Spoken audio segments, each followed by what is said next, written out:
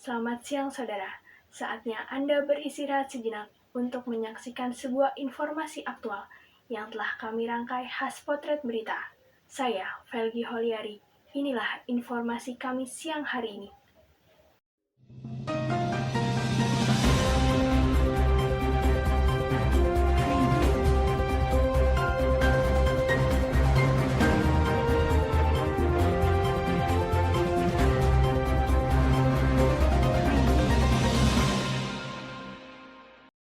Dunia usaha saat ini tengah dihadapkan tantangan.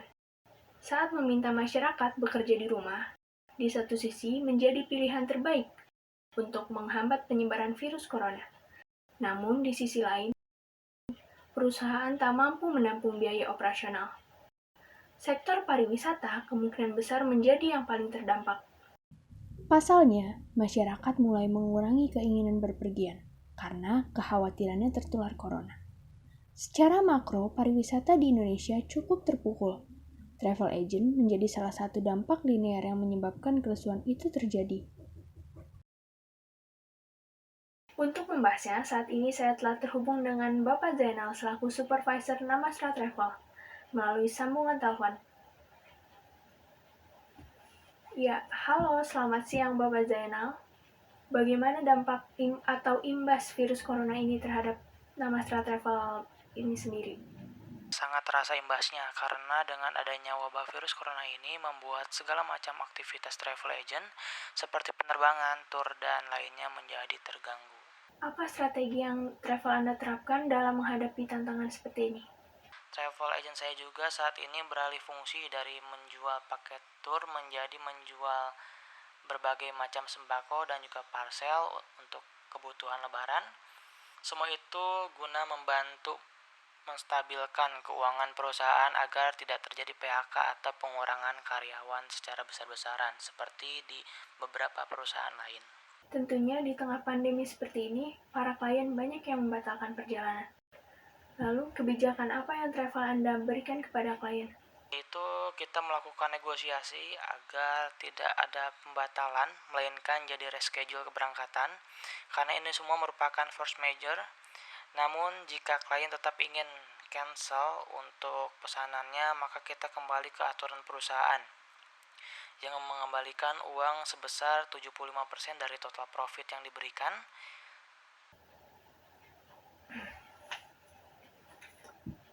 Baik, Bapak Zainal. Terima kasih atas waktu dan informasinya. Semua pihak kini dipusingkan, karena tak ada yang tahu kapan wabah ini berakhir. Masyarakat harus mempunyai strategi finansial jika ingin kehidupan mereka tetap stabil di tengah pandemi ini. Yang kita butuhkan itu dana darurat. Dana darurat itu fungsinya untuk meminimalisir keadaan. Yang pertama, dana darurat itu harus terpisah rekeningnya dari rekening lainnya. Yang kedua, dana darurat itu harus mudah dicairkan. Yang ketiga, dana darurat itu harus mempunyai jumlah 3-12 bulan tergantung dari tanggungannya. Misalkan yang masih single, itu dana daruratnya itu sekitar 3 bulan dari pengeluaran setiap bulannya.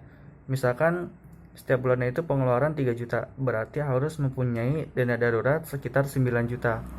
Yang keempat, dana darurat itu harus dikembalikan kembali atau diisi kembali secara perlahan untuk keadaan darurat yang berikutnya.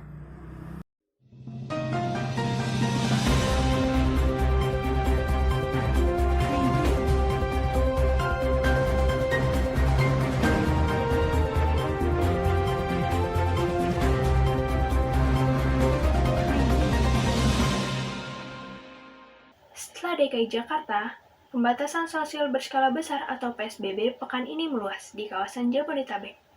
Usulan pemberhentian operasional komuter lain pun mengemuka. Gubernur Jawa Barat Ridwan Kamil menyebut, uji coba ini akan dilaksanakan pada tanggal 18 April mendatang. Namun, PT Kereta Komuter Indonesia masih mengkaji usulan ini. Penghentian operasional KRL dilakukan pada Sabtu mendatang karena menanti penetapan PSBB wilayah Tangerang Raya, Banten, agar PSBB terintegrasi di wilayah Jabodetabek. Sebelumnya, usulan serupa juga datang dari 5 kepala daerah, Bogor, Depok, dan Bekasi. Jadi untuk besok wacananya ini, untuk wacana kan kita belum pasti nih jadi apa enggaknya. Jadi kalau itu sih menurut saya efektif aja. Memang sangat membantu untuk program pemerintah ataupun kebijakan pemerintah ya. Masalah social distancing ataupun physical distancing itu memang seharusnya kita semua itu taat dan patuh peraturan pemerintah. Untuk masalah kita keamanan di KRL sih kita mengikut dari usernya, akan diberhentikannya atau tidak, tetap kita akan pantau situasinya. Jadi kita hanya untuk menghimbau kepada penggunanya aja, seandainya tidak diberhentikan juga harus mendukung program pemerintah untuk social distancing. Karena itu wacananya kan kita belum pasti, jadi kita belum bisa melalui statement untuk masalah besok. Demi menekan penyebaran COVID-19, kebijakan yang dilakukan oleh KCI atau PT Komuter Lain Indonesia tidak jauh berbeda dengan DKI Jakarta. Setiap rangkaian kereta hanya diperbolehkan membawa sekitar 60 penumpang. Penumpang juga diwajibkan memakai masker. Kemudian, juga ada pengecekan suhu tubuh sebelum akhirnya penumpang memasuki kawasan stasiun. Kondisi stasiun Bogor pada hari ketiga PSBB lebih lenggang dari hari sebelumnya. Saudara, berita tersebut sekaligus mengakhiri perjumpaan kita pada siang hari ini. Saya, Velgi Holiari, pamit undur diri dari hadapan Anda. Tetap saksikan potret berita di Vokasi TV. Selamat siang dan sampai jumpa.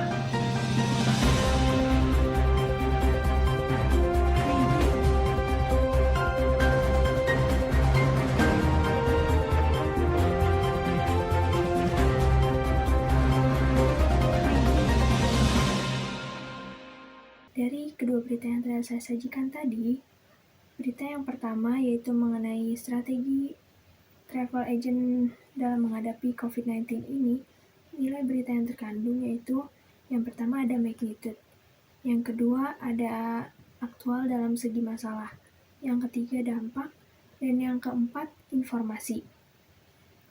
Berita ini dialami oleh banyak pelaku usaha dan travel agent di Indonesia yang saat ini menjadi masalah bagi pariwisata di Indonesia. Dampaknya pun luas. Informasi yang dihasilkan pun bisa menjadi referensi untuk strategi travel dan pelaku usaha yang ada di Indonesia. Kemudian nilai berita yang kedua. Berita yang kedua mengenai suasana hari ketiga PSBB di stasiun Bogor dan wacana pemberhentian KRL. Nilai beritanya yaitu yang pertama ada magnitude, kemudian yang kedua ada kedekatan, yang ketiga ada aktual, yang keempat dampak, dan yang kelima informasi. Jadi berita yang kedua ini mengalami kedekatan geografis untuk wilayah Jabodetabek dan khususnya untuk pengguna KRL.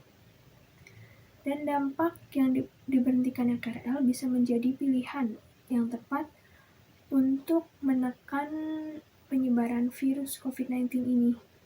Karena kemudian pengguna KRL pun dapat mengurangi penggunaan transportasi jika tidak sangat dibutuhkan. Dan pengguna KRL yang pulang pergi bisa menjadi alternatif lain untuk berangkat ke kantor. Sekian dari saya, nilai berita dari kedua berita yang tadi. Wassalamualaikum warahmatullahi wabarakatuh.